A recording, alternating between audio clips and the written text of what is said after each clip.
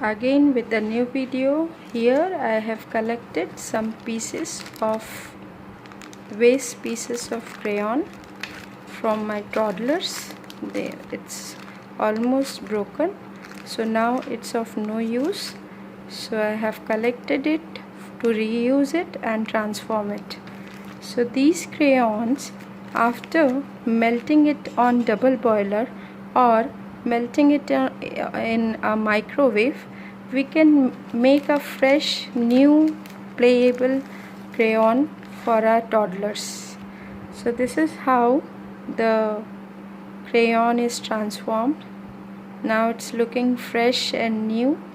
I use chocolate molds for making this new crayon, which is big in size, and it's like there is no risk in using it, and it's looking fresh also. Children will enjoy using these heart shape, and you can use various shapes of molds, chocolate molds, to transform the crayons into lovely colorful